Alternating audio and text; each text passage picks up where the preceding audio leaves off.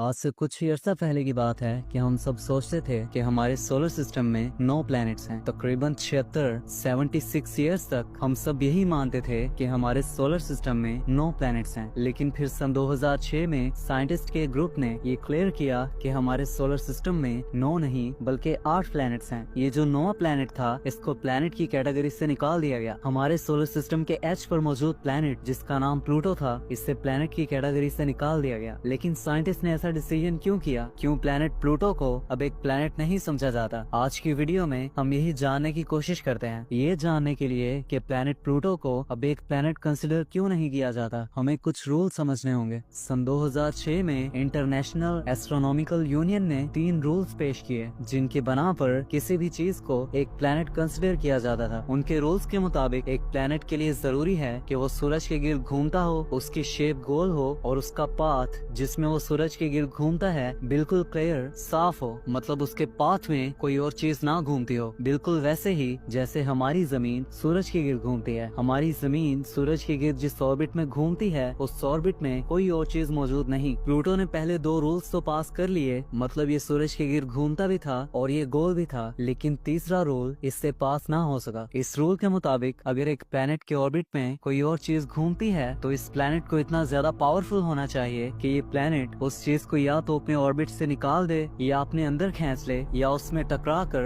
उस चीज को डिस्ट्रॉय कर दे। बिल्कुल वैसे ही जैसे हमारी जमीन के ऑर्बिट में अगर कोई एस्टेरॉयड आता है तो हमारी जमीन उसे अपने अंदर खींच लेती है। लेकिन हमारी जमीन के एटमॉस्फेयर की वजह से वो एस्टेरॉयड हवा में ही खत्म हो जाता है, जिसे हम टूटा हुआ सितारा या शहाबिया भी कहते हैं। लेकिन प्लूटो ऐसा नहीं करता। प्लूटो हमारे सोलर सिस्टम के एक ऐसे हिस्से में मौजूद है जिसे क्यूपर बेल्ट कहते हैं। ये हमारे सोलर सिस्टम की एक बहुत ही बिजी और क्राउडेड जगह है। यहाँ बहुत से आइसी रॉक्स और मजीद भी कई किस्म की चीजें मौजूद होती हैं। जैसे हमारी जमीन अपने ऑर्बिट में बॉस है, वैसे प्लूटो अपने ऑर्बिट का बॉस नहीं। ये बहुत से दूसरे ऑब्जेक्ट्स के साथ सूरज के गिर्द ऑर्बिट करता है और अपने रास्ते में आने वाली किसी भी किस्म की चीज को ये पुश या पुल नहीं करता। यही वजह है कि प्लूटो को एक प्लैनेट कंसिडर नहीं किया जाता। अगर प्लूटो हमारे सोलर सिस्टम का एक प्लैनेट होता, ये हमारे सोलर सिस्टम का सबसे ठंडा प्लैनेट होता।